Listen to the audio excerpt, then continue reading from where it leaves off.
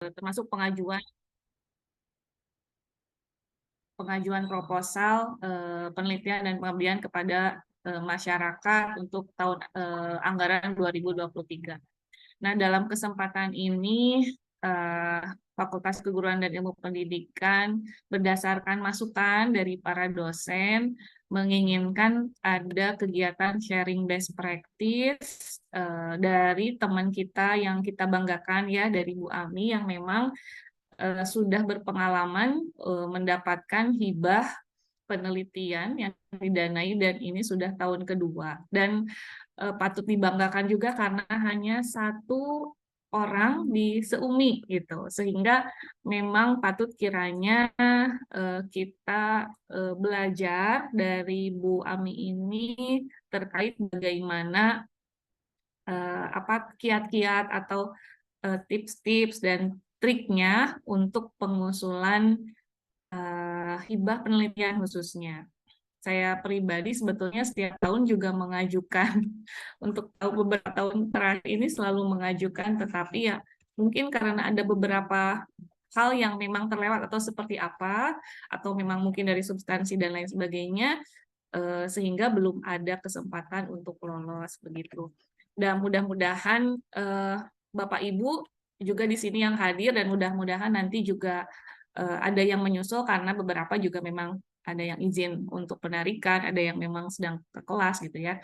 Tapi mudah-mudahan nanti teman-teman dari FKIP atau di luar FKIP nanti ada yang menyusul mengikuti kegiatan ini.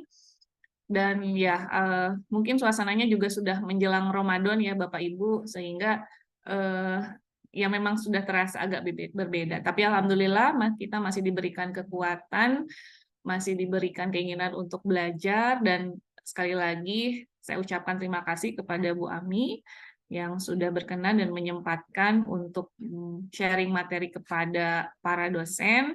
Mudah-mudahan menjadi amal kebajikan, menjadi pahala yang senantiasa terus mengalir, karena ini adalah ilmu yang bermanfaat bagi Ibu. Dan langsung saja, tidak panjang lebar, mari kita sama-sama membuka kegiatan ini dengan pembacaan basmalah bersama-sama. Bismillahirrahmanirrahim. Kegiatan best practice lolos hibah penelitian DR TPM secara resmi dinyatakan dibuka. Mohon maaf jika ada kekurangan dalam penyampaian sambutan ini. Selamat mengikuti kegiatan ini Bapak Ibu. Nasrul minallah wa fatan qarib wa basyiril mu'minin. Wassalamualaikum warahmatullahi wabarakatuh. Waalaikumsalam warahmatullahi wabarakatuh. Terima kasih kepada Ibu Dekan yang sudah menyampaikan sambutan sekaligus membuka pada kegiatan hari ini. Baik Bapak dan Ibu, untuk selanjutnya mungkin langsung saja kita menuju kepada kegiatan inti hari ini, yaitu best practice lolos hibah penilaian DRTMP yang insya Allah akan dipaparkan atau disampaikan materinya secara langsung oleh Ibu Hamidah Suryalin Lukman, SSI MPD. Untuk itu kepadanya dipersilakan. Baik, terima kasih Pak Ardi. Baik Bapak Ibu, bismillahirrahmanirrahim. Assalamualaikum warahmatullahi wabarakatuh. Waalaikumsalam warahmatullahi wabarakatuh. Sebelumnya saya mengucapkan terima kasih banyak kepada Bu Dekan dan staf FKIP yang sudah mempersiapkan kegiatan ini. Saya sebetulnya nggak pede gitu ya, tapi tadi diminta untuk berbagi, ya insya Allah akan saya bagikan meskipun hanya sedikit ya Bapak Ibu. Ini hanya pengalaman-pengalaman saja, jadi mudah-mudahan nanti minimal gitu ya, ada yang bisa dilakukan oleh Bapak Ibu semua. Baik Bapak Ibu, saya ucapkan terima kasih sebelumnya karena sudah hadir di kegiatan hari ini. Mungkin saya izin share screen terlebih dahulu.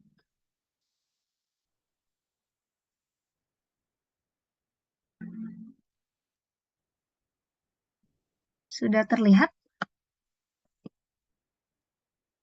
Sudah, Bu. Oke, sudah. Suara saya jelas ya? Iya. Jelas, Bu. Oke, baik Bapak Ibu, kita efisienkan waktu saja ya supaya tidak mengantuk begitu ya. Untuk hari ini paparannya mengenai best practice memperoleh pendanaan hibah penelitian Kemendikbudristek. Nah, seperti yang Bapak Ibu sudah ketahui, sekarang saatnya ya Bapak Ibu untuk membuat proposal penelitian dan kalau tidak salah tanggal 26 terakhir untuk direview secara internal. Nah, mudah-mudahan Bapak Ibu bisa menyusun setelah diberikan tips-tips gitu ya, beberapa tips yang sudah saya lakukan dan alhamdulillah kemarin berhasil gitu ya untuk tembus di hibah penelitian Kemendikbudristek.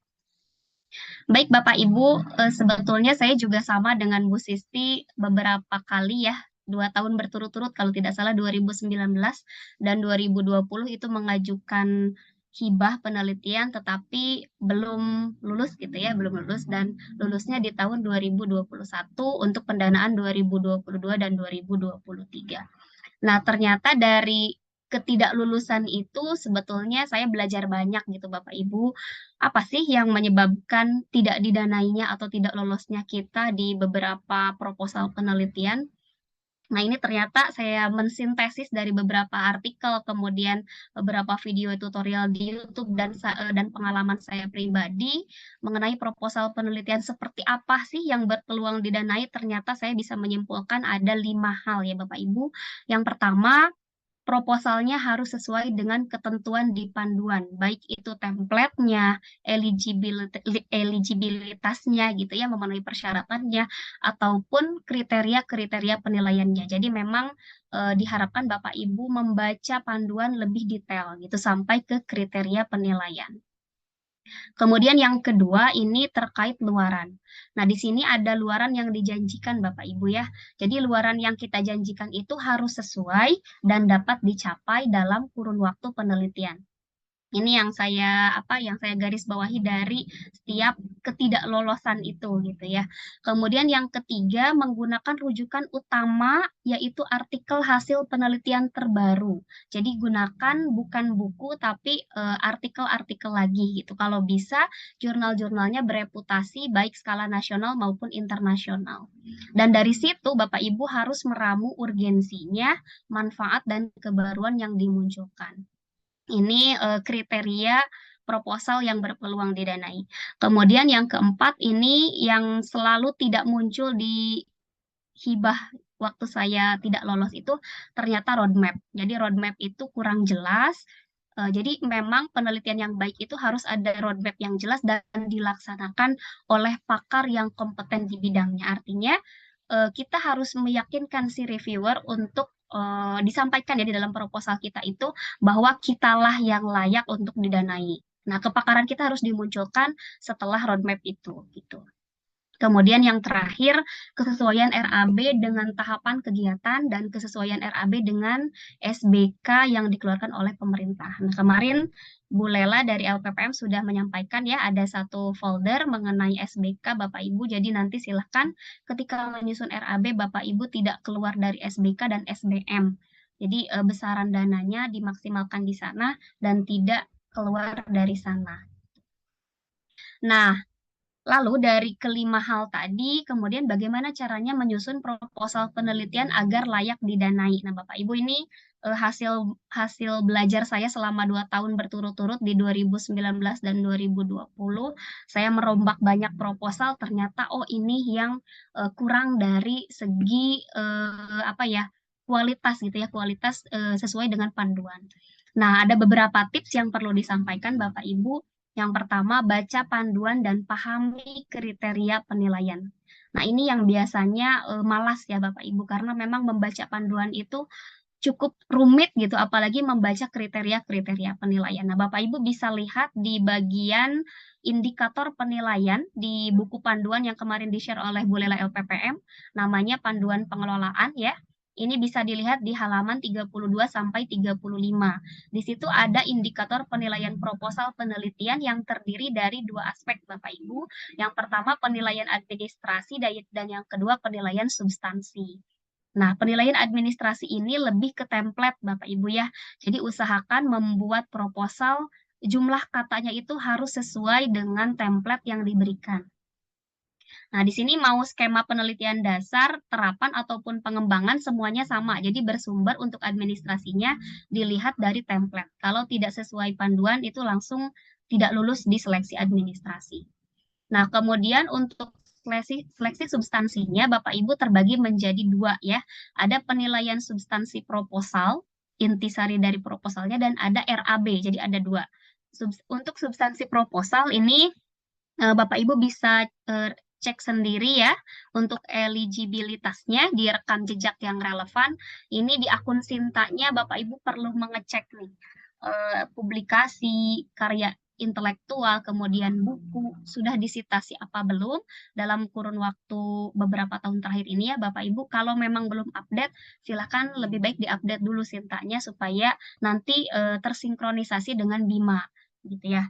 Kemudian Bapak Ibu harus ada relevansi kepakaran pengusul dengan tema proposal. Jadi artikel-artikel yang Bapak Ibu terbitkan di Sinta itu nanti harus menjadi rekam jejak ya, sesuai dengan tema yang diajukan untuk penelitian tahun ini. Jadi usahakan tidak keluar dari artikel-artikel yang sudah Bapak Ibu publikasi gitu.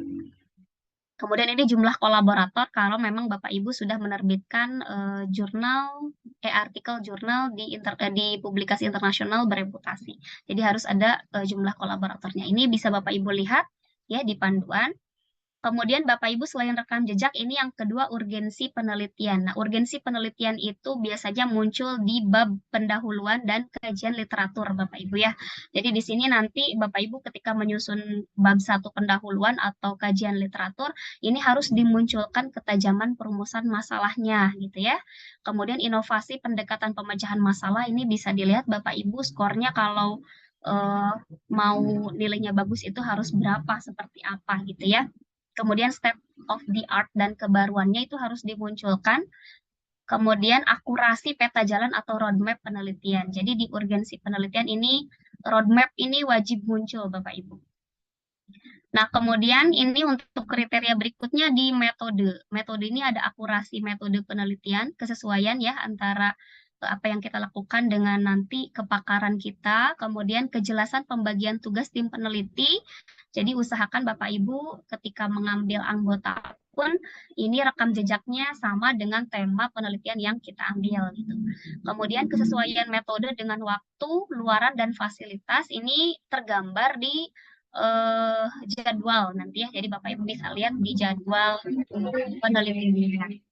Kemudian nih kredibilitas mitra Bapak Ibu meskipun PDP ataupun penelitian dasar yang tidak mewajibkan mitra, lebih baik gitu ya mitranya itu ada meskipun itu hanya lokasi untuk uji coba kita. Jadi kemarin itu PDUPT itu saya melampirkan 2 mitra Bapak Ibu ya, mitranya SMP Pelita YNH dan SMP IT Hayatan Thayyibah. Minimal ada surat perjanjian mitra gitu di sana sehingga ini juga yang mungkin meloloskan gitu ya minimal meskipun di situnya tidak wajib tapi untuk memenuhi syarat saja Bapak Ibu. Kemudian referensi, ini kebaruan referensi dan relevansi kualitas referensi tadi 5 tahun terakhir dan harus rujukan utama. Jadi harus menggunakan artikel-artikel hasil penelitian primer Bapak Ibu. Usahakan yang terindeks Sinta, kalau yang bereputasinya ya Bapak Ibu jangan yang tidak terindeks Sinta. Kemudian usahakan, ini yang saya pengalaman saya waktu tahun 2021 itu di minimal 20 sitasi. Jadi kalau kurang dari 20 itu biasanya nggak lolos Bapak Ibu. Kemarin saya gunakan sekitar 36 sitasi Bapak Ibu. Jadi memang harus banyak baca gitu ya, banyak referensi yang kita gunakan. Nah, ini untuk substansi proposal. Nah, untuk RAB, Bapak Ibu nanti disesuaikan dengan tahapan di metode penelitian. Jadi harus ada sinkronisasi antara RAB di tahapan penelitian dengan metode ya Bapak Ibu dan SBK. Jadi kalau menurut saya tipsnya, Bapak Ibu ketika menyusun metode penelitian langsung turunkan menjadi jadwal, dan dari jadwal itu langsung Bapak Ibu turunkan lagi menjadi RAB gitu. Jadi satu kesatuan, tidak keluar dari langkah-langkah di metode penelitian. Nah, itu untuk kriteria penilaian. Jadi Bapak Ibu silahkan baca panduannya, lihat eligibilitasnya, dan lihat indikator penilaian dari substansi ataupun administrasi. Nah, kemudian tips yang kedua, Bapak Ibu, silahkan tulis proposal yang sesuai panduan. Nah, panduan di sini tuh template yang sudah diberikan ya Bapak Ibu, bisa di-download di akun Bima-nya, atau kemarin kita gunakan template yang diberikan oleh LPPM, karena itu juga sama dari Bima. Nah, di sini Bapak Ibu bisa lihat sistematika penulisan proposal pada template penelitian ini terdiri dari 7 bagian. Jadi tidak boleh mengganti atau menambah sub ya Bapak Ibu. Tapi kalau sub judulnya boleh gitu. Misalkan di bagian pendahuluan nih ada apa? Dimintanya di situ tidak ada kajian literatur, berarti tidak boleh menambahkan kajian literatur. Tapi ketika di metode, misalkan ada Bapak Ibu ingin menyampaikan sampel, misalkan atau teknik analisis data, itu boleh.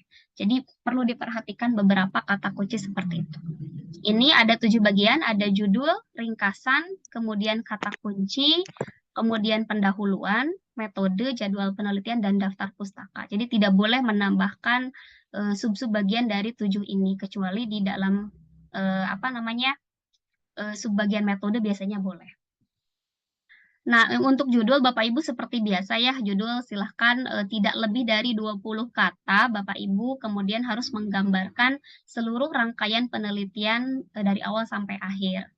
Nah, ini kemudian untuk ringkasan, di sini sudah ada kata kunci Bapak Ibu, ringkasan penelitian tidak lebih dari 300 kata.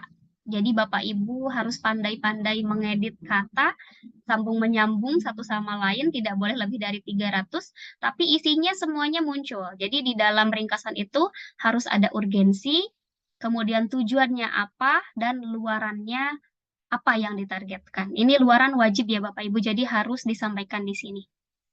Kemudian setelah ringkasan ini ada kata kunci. Kata kunci itu 5 kata, jadi betul-betul 5 kata. Bukan 5 buah, misalkan bukan 5 buah kata kunci, bukan, tapi 5 kata. Misalkan gamifikasi, misalnya. Misalkan apalagi ya, kemampuan, misalnya. Teaching, misalkan gitu. Jadi betul-betul kata yang dilihat, bukan kalimat gitu ya, bukan. Nah, di sini Bapak Ibu tadi di ringkasan ada luaran ya. Di sini ya, luaran. Nah, jadi Bapak Ibu silahkan tips yang ketiganya, perhatikan luaran yang dijanjikan.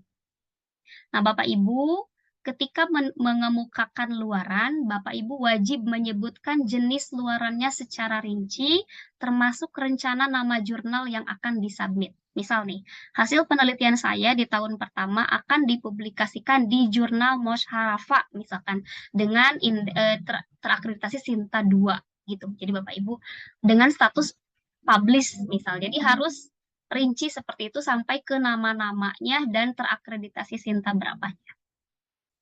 Nah, Bapak Ibu bisa lihat kriteria luaran wajib dan tambahan ini di lampiran 7 pada panduan penelitian dan pengabdian masyarakat halaman 129 sampai 156. Nah, tampilannya seperti ini Bapak Ibu. Misal nih, untuk penelitian dasar ya, penelitian dasar jenis yang fundamental, luaran wajibnya adalah artikel di jurnal internasional statusnya publish. Jadi di tahun pertama, tahun kedua, tahun ketiga, kalau memang multi years ya, 3 tahun, berarti setiap tahunnya itu harus publikasi wajibnya di artikel internasional, sebutkan nama artikelnya apa, gitu, dengan status publish. Ini, jadi harus diikuti luaran-luarannya yang sesuai dengan kriteria luaran wajib. Gitu ya Bapak Ibu. Nah, ini untuk tadi kalimat pendahuluan.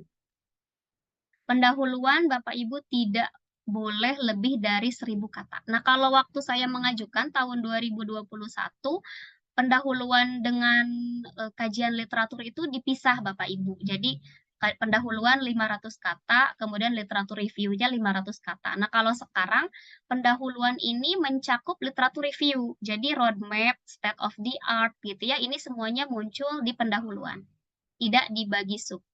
Nah, jadi pendahuluan di sini tadi diperhatikan tidak lebih dari 1000 kata, Bapak Ibu, isinya harus mencakup latar belakang dan rumusan permasalahan yang akan diteliti, kemudian pendekatan pemecahan masalah, gitu, kemudian state of the art dari hasil sintesis Bapak Ibu dari beberapa paper tadi, munculkan kebaruannya, kemudian munculkan peta jalan atau roadmap-nya minimal nih 5 tahun ke depan. Katanya gitu ya. Jadi, nah ini juga saya masih bingung nih bagaimana cara membuat roadmap yang baik Bapak Ibu ya. Tetapi kemarin saya meramu sendiri roadmap, kira-kira roadmap-nya seperti apa gitu ya. Dan alhamdulillah itu mungkin ya menurut reviewer itu sudah cukup gitu. Jadi lolos gitu. Kemudian citasinya Bapak Ibu bisa gunakan Mendeley tipenya IEEE. Jadi ini kan citasinya ditulisnya berdasarkan sistem nomor ya, Vancouver. Jadi kalau saya biasanya pakai Mendeley tipe citasinya IEEE gitu Bapak Ibu. Jadi ini tipsnya. Gunakan rujukan utama artikel hasil penelitian terbaru ya untuk membuat latar belakang, kemudian state of the art, kemudian tadi kebaruannya. Jadi artikelnya memang harus yang terbaru, kemudian jurnalnya tadi disampaikan yang bereputasi. Jadi Bapak Ibu searchingnya di Sinta atau langsung di Google Scholar gitu ya. Ini usahakan tidak lebih dari 5 tahun terakhir. Kalau memang susah baru boleh maksimal 10 tahun terakhir. Kemudian pada bagian pendahuluan tadi munculkan urgensi, kebaruan, dan manfaat penelitian berdasarkan studi literatur tadi Bapak Ibu ya. Kemudian tips yang keenamnya pada bagian pendahuluan ini juga harus disampaikan roadmap dan gunakan Mendeley tipe IEEE gitu ya. Nah ini untuk roadmap Bapak Ibu, tadi saya sudah sampaikan saya tidak mahir ya membuat roadmap yang baik seperti apa, tetapi ini saya uji coba. Minimal roadmap itu ada 3 kegiatan Bapak Ibu ya. Jadi menyampaikan penelitian terdahulu, menyampaikan penelitian saat ini yang akan dilaksanakan, dan menyampaikan penelitian yang akan datang. Jadi menurut saya roadmap yang minimal untuk memenuhi kriteria reviewer itu tadi ada penelitian terdahulu, penelitian saat ini, dan penelitian yang akan datang. Jadi Bapak Ibu usahakan caranya ya seperti ini. Kalau saya searching dulu artikel-artikel saya ya pribadi yang berkaitan dengan tema saat ini. Nah, misalkan tema yang saya ambil itu kan tentang gamifikasi untuk mathematical problem solving and critical thinking. Nah, saya kan banyak artikel mengenai pemecahan masalah dan berpikir kritis. Jadi saya pilah nih di tahun 2017 ada berapa, kemudian 2018 ada berapa, 2020 ada berapa, 2021 ada berapa. Ini jadikan artikel kita itu dijadikan penelitian pendahuluan gitu, penelitian terdahulu. Kemudian untuk penelitian saat ininya, ini ide kita yang akan kita submit ke BIMA, dan nanti penelitian yang akan datangnya perluasan dari penelitian ini kalau disetujui akan apa nanti, gitu Bapak Ibu. Jadi minimal ada 3 kegiatan gitu ya, penelitian terdahulu, saat ini, dan yang akan datang. Kemudian buat dalam bentuk bagan seperti ini, pokoknya minimal Bapak Ibu menyampaikan kalau roadmap ini tuh jelas gitu. Nanti setelah bagannya baru Bapak Ibu sampaikan deskripsinya. Ya pintar-pintarlah menyambung kata ya. Jadi saya mau menulis roadmap itu seperti ini, penelitian dimulai pada tahun 2017 dengan topik analisis pendahuluan pengukuran awal kemampuan pemecahan masalah matematis, kemudian kita citasi artikel kita yang mana yang menunjukkan penelitian pendahuluan di tahun 2017. Kemudian selanjutnya dari 2017 ini 2018 2021 juga dilanjutkan penelitiannya mengenai uji coba implementasi perbaikan pembelajaran. Citasi lagi Bapak Ibu artikel kita ya yang ada nama kitanya saja, mau itu dengan mahasiswa ataupun dengan rekan sejawat, yang penting ada nama kita masukkan saja gitu tipsnya. Nah, baru memasuki era digital karena kemarin tuntutan pandemik dan pasca pandemik, maka periode ini kan saya pengajuannya di 2021 untuk pendanaan 2022-2023. Jadi, pada periode ini akan dilaksanakan penelitian pengembangan ini. Nah, hasil penelitian ini nantinya akan diperluas di periode berikutnya gitu, yaitu tahun depan insya Allah kalau Allah mengizinkan 2024-2025 misalkan dalam bentuk apa yang lebih luas dari penelitian kita hari ini. Nah, roadmap-nya yang tadi. Itu mungkin Bapak Ibu ya tipsnya. Nah, setelah menulis pendahuluan, Bapak Ibu lanjut ke metode. Tadi pendahuluan dan literaturnya digabung ya Bapak Ibu. Kemudian untuk metode, saya yakin Bapak Ibu sudah terbiasa ya dengan membuat proposal penelitian. Nah, mungkin di sini yang perlu diberikan tips itu tadi tidak lebih dari 1000 kata, kemudian harus ada diagram alir Bapak Ibu di metode itu, kemudian nanti metodenya tadi sudah saya sampaikan di awal, harus nyambung dengan jadwal penelitian dan nyambung juga ke RAB Bapak Ibu. Nah, ini tipsnya Bapak Ibu, sampaikan metode penelitian dalam bentuk bagan terlebih dahulu. Kalau saya seperti ini, jadi diringkas dulu alur penelitian. Kalau kemarin pakai penelitian pengembangan EDI, ya tahapannya tuh ada studi pendahuluan, pengembangan produk dan validasi desain, kemudian ada uji coba terbatas, kemudian penyajian hasil penelitian. Ini selesai, ini alur penelitiannya. Nah, kemudian dijabarkan Bapak Ibu menjadi kegiatan-kegiatan penelitian. Di studi pendahuluan itu ada apa saja gitu. Jadi ini bentuknya foto ya Bapak Ibu, jadi tidak mengambil banyak di karakter. Tadi kan dibatasi 1000 ya. Kemudian pengembangan kegiatannya apa, uji coba terbatas kegiatannya apa, hasil juga kegiatannya apa. Selain kegiatan, sampaikan juga indikator capaiannya. Jadi dari kegiatan penelitian ini kira-kira disebut tercapai kalau apa gitu Bapak Ibu ya. Misalkan diperoleh data untuk pengembangan bahan ajar. Nanti hasilnya atau outputnya itu apa gitu. Setiap tahapan itu harus ada indikator capaian dan outputnya.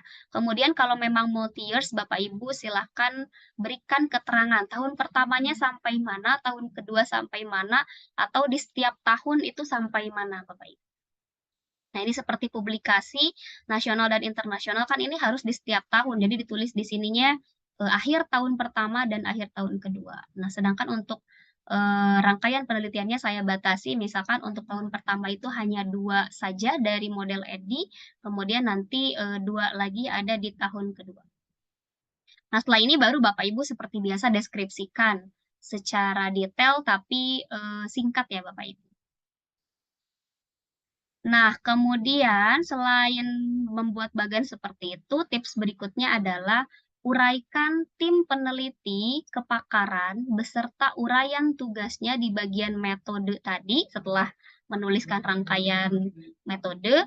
Nah, ini juga Bapak Ibu untuk menghemat jumlah karakter saya juga gunakan bentuk foto. Jadi biasa ketik dulu di apa namanya di tabel seperti ini, nanti yang disimpan di paper kita, di apa namanya di template kita itu bentuknya yang foto, Bapak Ibu di screenshot saja gitu, di screenshot kemudian difotokan. Jadi tidak apa ya, tidak mengambil banyak karakter gitu. Nah, seperti ini keuraian tugasnya harus jelas ya Bapak Ibu. Ketua peneliti berarti harus lebih banyak ya tugasnya daripada anggota peneliti. Seperti itu. Jadi setiap tahapan metode itu jelas siapa yang akan melakukan, siapa yang bertanggung jawab, dan sampai tahun kedua itu sudah jelas gitu, terpetakan dengan baik. Nah, nanti Bapak Ibu dari kegiatan membuat metode tadi, nah jadwal penelitiannya harus disesuaikan dengan tahapan metode penelitian yang sudah dipaparkan sebelumnya dalam metode penelitian. Jadi tadi saya sudah berikan tips, ketika menyusun tahapan metode, Bapak Ibu langsung jabarkan menjadi jadwal. Dari jadwal Bapak Ibu turunkan lagi menjadi RAB itu. Seperti ini ya. Untuk jadwal penelitian bentuknya harus dalam bentuk bar chart, ini namanya seperti ini. Sudah ada template-nya Bapak Ibu, jadi tinggal diisi saja. Nah, kemudian tadi RAB juga disesuaikan dengan rangkaian tahapan penelitian, SBK, dan komponen pembiayaan dalam panduan. Komponen pembiayaan itu ada studi pendahuluan, kalau tidak salah, kemudian ada apa namanya, saya lupa, bukan studi pendahuluan, alat bahan, ya ada alat bahan, kemudian biaya publikasi, kemudian sewa, kemudian pengambilan data, pengambilan data dan analisis data, Bapak Ibu. Jadi komponennya disesuaikan dengan buku panduan. Nah, tips berikutnya ini silahkan mulai dari sekarang dikerjakan perlangkah dengan sabar, pantang menyerah, serta dibaca dan revisi berulang kali Bapak Ibu, karena tadi dibatas oleh jumlah karakter sehingga memang harus banyak baca dan banyak merevisi supaya nyambung satu sama lain. Nah, tips yang terakhirnya yaitu ya perbanyak berdoa dan insya Allah akan ada jalan. Itu saja mungkin Bapak Ibu yang bisa saya sampaikan terkait dengan paparan best practice yang saya lakukan di tahun 2021 ya Bapak Ibu. Mudah-mudahan ada ya sedikit gitu ya untuk Bapak Ibu bekal membuat proposal.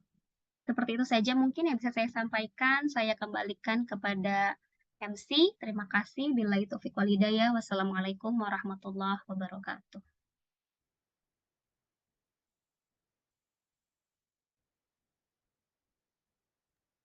Waalaikumsalam warahmatullahi wabarakatuh. Argi. Baik.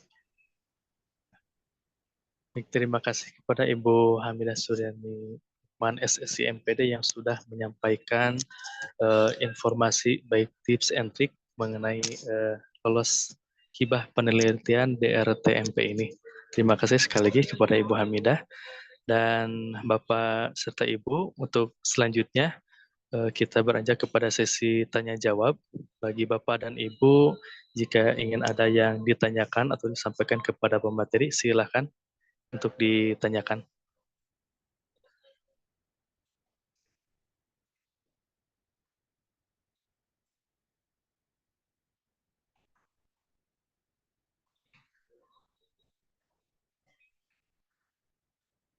Silakan Bapak dan Ibu, ada yang akan ditanyakan kepada pemateri. Mau nanya, tapi mau menulis dulu bentar. Silakan Ibu Wadek, Bu Arsi. Bu Ami mau nanya. Enggak, Bu. Bentar. Suara saya kedengeran nggak? Terdengar, Bu, jelas. Ini Bu Ami yang mau ditanyain itu yang pertama tentang tadi ya yang bobot-bobot nilai itu. Salah satu nilai yang 4 itu yang mau saya tanyain tentang mitra. Di situ kan ada mitra kredibel dan dukungan signifikan. Nah, kemarin juga ketika saya di riset studi ditanyakan tentang peran mitra juga. Nah, saya masih bingung. Di kita itu kan kecenderungannya misalnya kalau pengabdian cenderungnya mereka ya seperti peserta doang gitu. Ketika penelitian juga kecenderungan misalnya ketika ke sekolah tuh nggak banyak ngasih kontribusi ke kita, jadi kitanya aja yang sibuk ke sekolah. Makanya saya tuh agak bingung dengan poin ini yang dukungan signifikan itu bentuknya seperti apa gitu. Terus mitra kredibel itu yang bagaimana gitu. Sama satu lagi mungkin minta tipsnya untuk laporan keuangan ketika mendapatkan dana yang besar itu laporannya seperti apa, karena sering banget yang saya lihat tuh ya bukan sering ya, yang pernah saya lihat di lingkungan sini tuh misalnya ya membuat nota sendiri gitu sampai ke tukang fotokopian atau kemana tuh minta nota kosong. Itu saya bingung kalau misalnya dananya besar banget itu tipsnya seperti apa untuk laporan keuangannya. Ya aja Bu, terima kasih Bang. Oke, sama-sama Bu Arsy, terima kasih. Langsung dijawab saja mungkin ya bisa Pak langsung. Adi. Ya, silakan Ibu. Oke, untuk mitra kredibel, kalau untuk penelitian memang tidak ada in cash ya, Bu Arsy.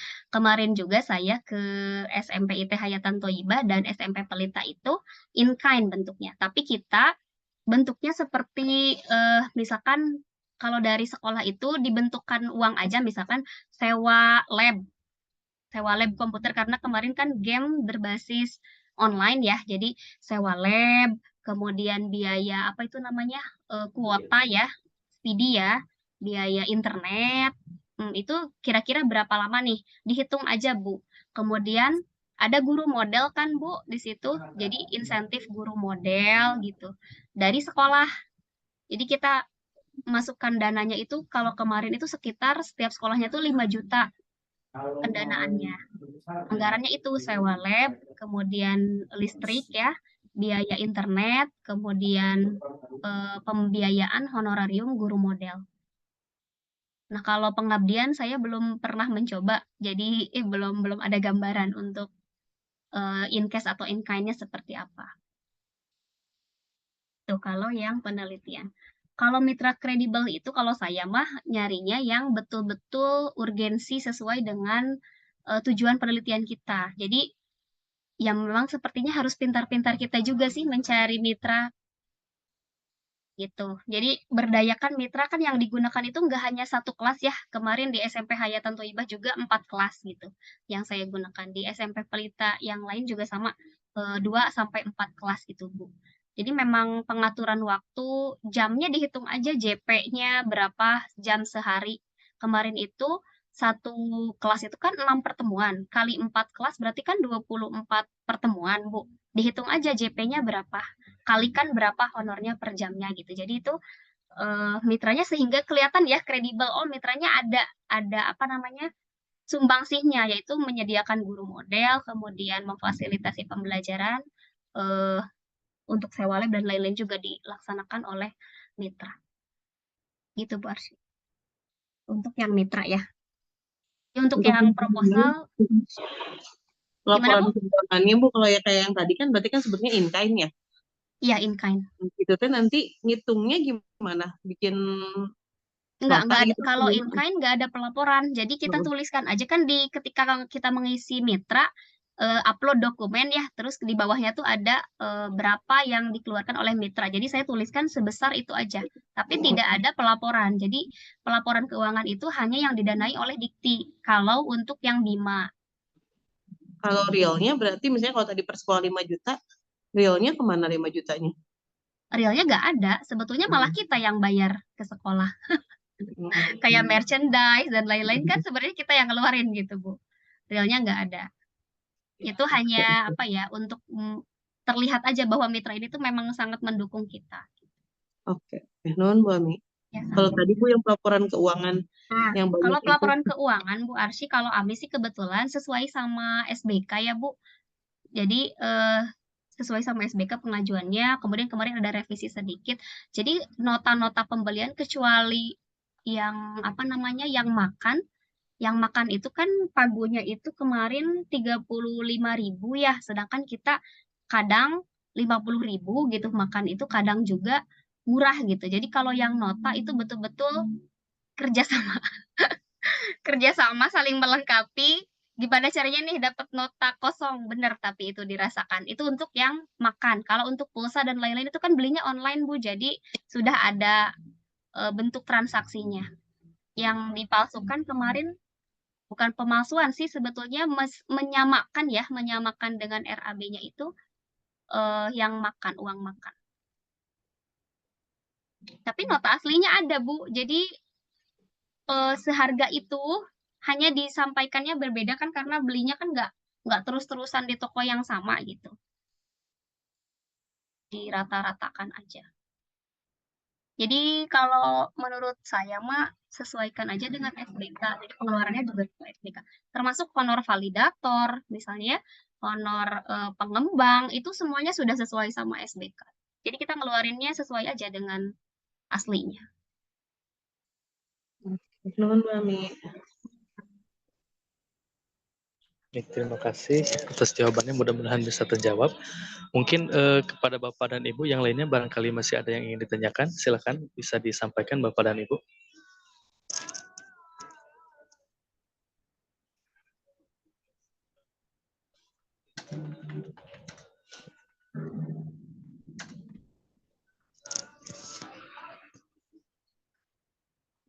Sudah paham sepertinya Pak Ardi. Sudah ingin membuat proposal ini. Iya. Sudah tidak ada mungkin barangkali Bapak dan Ibu. Baik, jika tidak ada untuk kegiatan hari ini mungkin dicukupkan ya Bapak dan Ibu. Alhamdulillah untuk kegiatan hari ini sudah kita laksanakan bersama-sama dari awal hingga akhir. Mungkin sekali lagi saya mengucapkan banyak terima kasih kepada Ibu Hamidah Surnani Lukman SSI MPD yang sudah menyampaikan materinya pada hari ini, dan juga kepada Bapak dan Ibu dosen yang sudah hadir dalam kesempatan hari ini. Untuk itu saya sebagai pembawa acara pada hari ini mohon untuk undur diri, mohon maaf apabila terdapat banyak kesalahan dalam penyampaian kata-kata. Terima kasih atas segala bentuk perhatian dari Bapak dan Ibu. Mari kita tutup kegiatan hari ini dengan pembacaan hamdalah bersama-sama. Alhamdulillah. Alhamdulillahirabbil alamin. Wabillahi taufiq wal hidayah. Assalamualaikum warahmatullahi wabarakatuh. Waalaikumsalam warahmatullahi wabarakatuh. Mungkin izin Kami Bapak dan Ibu hatur nuhun, sebelum Ustaz. ditutup, Aminah, mohon mohon. untuk Jazakallah dokumentasi khair. terlebih dahulu. Bangga, Pak. Oh ya, oke. Mungkin langsung saja Bapak dan Ibu bisa dinyalakan terlebih dahulu kamera.